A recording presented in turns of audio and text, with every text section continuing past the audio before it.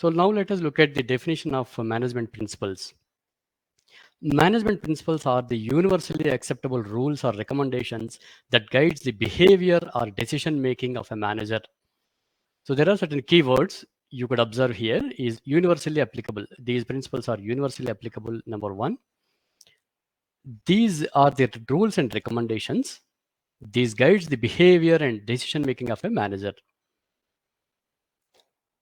As per the classical theory viewpoint, let us look at all the 14 management principles developed by Henry Fayol.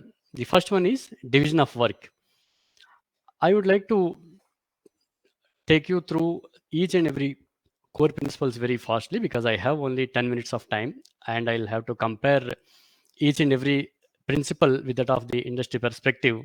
So that let us talk more about when we are discussing about the analyzing the comparison between the old principles and the industry perspective view, right? So the division of work is nothing but delegation of work to a certain people in an organization, and with a view that if you assign a particular task to a particular individual, and if the individual does the same job over a period of time, he'll attain the efficiency over a period of time. That is the kind of motto behind acquiring this division of work principle. It reduces wastage, is what they thought. And the next principle is authority and responsibility. Authority is nothing but right to give command and receive obedience and accountability from the team member. The manager will always have the authority to give commands and receive obedience from the team members. Next one is discipline. Discipline is nothing but ensuring certain compliance in the organization, within the organization. You have been given a certain rules which are to be practiced, which are to be followed, which are to be adhered to, and there are certain terms and conditions that you must comply while you are in the employment. And then next thing is unity of command. Unity of command is nothing but one manager will always gives the instructions to the team members, so that there is no another manager giving the instructions to this particular team member, so that there will be a clarity of thought in actually carrying out the tasks or the projects or the work by the employees. And next one is subordination of individual interest to general interest. It is nothing but organizational interest is always first. You have to put the organizational interest ahead of your own interest, right? And then coming to remuneration to employees, it is expected that the remuneration to each and every employee should be fair and equal. The compensation must be fair and equal to each and every team member, is what they thought. Another principle is centralization and decentralization. It is nothing, centralization is nothing but retaining the authority with the manager. Retaining the authority with the manager. Decentralization is nothing but delegation of authority, delegation of tasks, not authority, delegation of tasks to the each and every team member in an organization. Scalar chain. It talks about the instructions percolate from top to bottom. The instructions percolate from top to bottom, right? Like manager gives the instructions to the supervisor, supervisor again gives the instructions to the subordinates. So subordinates will receive instructions from their immediate supervisor, and the supervisor will receive instructions from the manager. So they thought that it reduces chaos among the chain of command. The next thing is order. They expect everything in an organization to be in an orderly manner. Everything must be in an orderly manner. What does it mean? So the people must be doing the same task over and over a period of time, and then the same kind of job should be given it to a particular people, and even machine also to be in the same place, and they should also be engaging the people in the same manner. Everyone will have a clear cut guidelines of how to do a particular job, so they have to follow only those kind of set of rules, and then they have to discharge their duties in that particular manner. So everything must be in an order. And next thing is equity. The manager, reporting manager, is expected to be kind enough, just enough, fair enough towards the team members, and it ensures the friendly atmosphere within the organization, is what they thought. Coming to the next principle, stability of personnel. Stability of personnel is nothing but you have to actually give a proper time for the team member to perform in a certain manner after his acquaintance or her acquaintance with the company's culture, company's terms and conditions, the job description.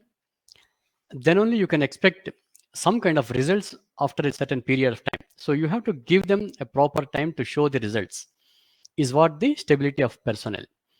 Next thing is initiative. Initiative is nothing but allowing people to express themselves freely in an organization. That is called, the organization must have the feedback mechanism in an organization. Next thing is e-spirit decodes. That is called nothing but team spirit. Team spirit will always enable the organization to have the proper coordination amongst the team members, to have the cooperation amongst the team members, to have the trust and unity amongst the team members, right? You can remember actually all these 14 principles by this a mnemonic called DAD UC USSR OIC. This is actually a simple mnemonic so that you can easily remember all these core principles, right? So D is nothing but division of work. A is nothing but authority and responsibility. Again, D is discipline, like that. Okay. So now let us look at the comparison between classical theory and industry approach. Like, how does the leadership team look at the core management principles conceptualized by Henry Fayol? So each and every principle will have a different meaning, or maybe the same meaning, or convey the similar meaning, but there is a difference between what they thought and now what they are practicing. You will not find this comparison in any YouTube or in any book or any of the other channel or secondary materials. Okay, secondary source. I just have conceptualized, and out of my experience, I just prepared this comparative metrics. So let us look at division of work. Division of work is nothing but now it is called as specialization or subject matter expertise, and there is a proper method called project management. Project management is nothing but application of having the applications of processes, methods, systems in an organization to achieve specific objectives in the organization within the defined time frame and within the budgetary limits, right? So that is called the division of work now. Now the industry is looking at, if you look at the planning, coordination, staffing, directing, controlling, again you are coming back to processing. It is not like a loop.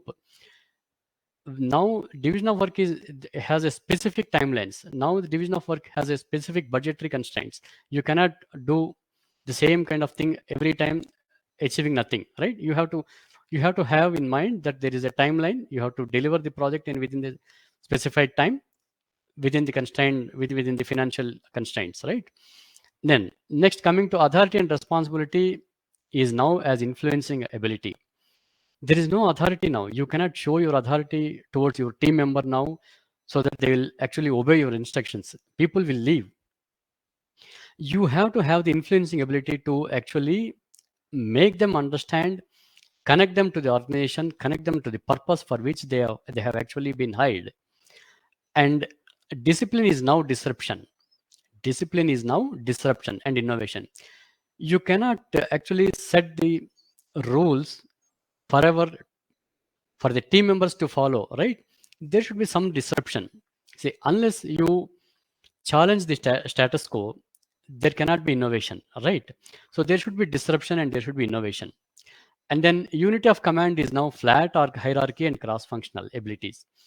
There is no kind of unity of command now, especially in the startup India. You cannot find unity of command like manager gives the instructions to the supervisor and then supervisor to the team leaders, right? It is a flat organization now. Every team member can go to the CEO, and the CEO can come to the even the bottom of the pyramid of the employees, like the executives, freshers. Okay, he can interact with them, and then he can share the views, and then he can actually imbibe the collaborative culture within the team member, right? And even the team member of a sales department can go to the business development team. Business development team can go to the director of technology so that he can understand how the product should be developed, what are the features to be developed, what are the functions to be embedded in the product, so that the salesperson is the front end guy who is always interacting with the clients, right? So sales guy cannot always interact with his reporting director sales, right? Sales guys should also be in a position to interact with the other departments also in the organization, to understand, to have a holistic perspective. So you have the cross functional ability also.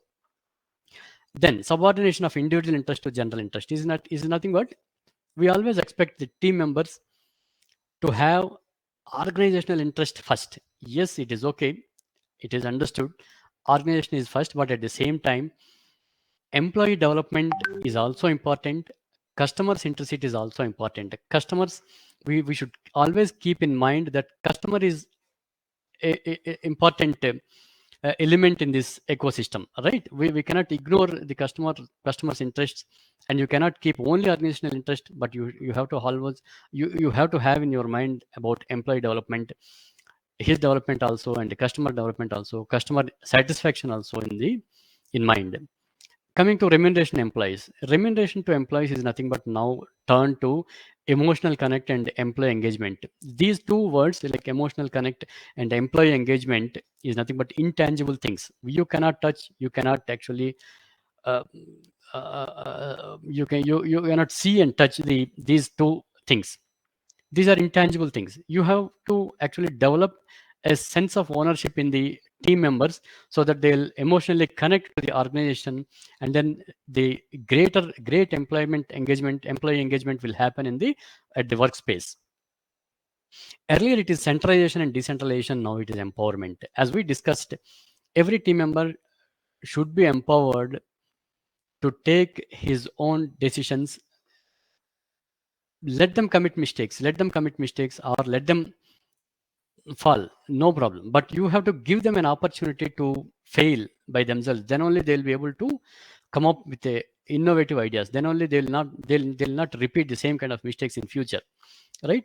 So you have to empower the team members also in an organization, so that they'll have a overall understanding of what the business does, right? Scalar chain. So now it is not scalar chain, it is a collaborative environment, collaborative environment. As I said, CEO will work with all the departments, and then the sales and marketing department will closely work with the HR department, and then these two departments will closely work with the operations department. These three departments will closely work with the finance department to understand the budgetary constraints, right? And all these again departments will closely work with the PMO, that is project management office, right? So every department will work in a collaborative environment. There is not a specific, like, you'll get the instructions only from this person, only from this department. You have to only interact with only this manager or these people, right? You can interact with any of the team members, so that you will have an overall understanding, holistic perspective about the business. Order. Earlier it is order, now it is diversity. It is multitasking. It is ability to deal with chaos. You cannot expect everything to be in an order, especially in a country like India. There are so many languages, so many different cultures, right? So now it is not an order, it is a diversity. You should be able to do multitasking, right? So it is equity. Now it is not about not only equity, equity should be there, but it is also about the competency. It is also about the talent that the people bring onto the table, right? So you have to give importance, proper importance or appropriate importance, significance to the competency also, to the talent also, right? Stability of personnel. You cannot expect every person to work in an organization for 10 years or 15 years, even if they are incompetent, right? So especially, as I told you, startup India, the entrepreneurs are encouraging free flow of talent between the organizations now, especially the gig workforce coming into the industry. Gig workforce is nothing but the people who born after 2000 year. So these people have different skill sets, different mindset. They want to work with the different companies at the same time, to understand, to grab the knowledge, to acquire the knowledge from different domains, right? So they want to work with e-commerce industry, they want to work with healthcare, and they want to work with the IT department, right? Let us look at the content writer position. So they are not only limited to a particular industry, they are actually outsourcing their services to different companies, right? So you cannot expect the person or employee to work with you forever. Initiative is nothing but taking initiatives, allowing them, people in an organization, to express their opinions freely in an organization, right? That is called now entrepreneurship, right? Every team member should have that entrepreneurship sense in them, so that they'll attach it to the organization and they'll think that this organization is ours. They own this organization as theirs, right? And next thing is e-spirit decodes team spirit. It is also now the same thing. There is no deviation between these two perspectives. It is now empathy and compassion. You should have that empathy. You should have empathy towards the other team member. You should have empathy about the other department, right? If the company, if all the departments in a company work well, gel well, connect well, then only there will be a growth, overall growth. Then only you can also grow along with the company, right? That is called compassion. Unity of direction. Earlier it is a unit of direction. It is nothing but every effort in the organization to be driven towards a particular goal, to achieving the organizational goals. But it is along with achieving the organizational goals, it is also about alignment of individual goals to organizational goals, right? You cannot ignore the individual goals, and then you always talk about, you cannot talk always about the organizational objectives, right? So if you care about the individual, if you care about the people in an organization, definitely they will also think about the organizational objectives, right? So this is how it is. So I just uh, did a bit of research, and then I have put it on paper and then presenting it to you. You can also come up with so many other thoughts. So I'll definitely look at you preparing some kind of other metrics and then do your comparison. Maybe your approach will be the will put into best practices in future, right? So I encourage all of you also to think on it and then come up with some kind of differences. Like you also draw a different kind of approach to the principles that are already in vogue, right? Thank you so much. And then I'm now open to take any question and answers. I'm very happy to answer all your queries. So in the alternatively, you can reach out to my email ID, and you can also contact my on my mobile number. Thank you so much.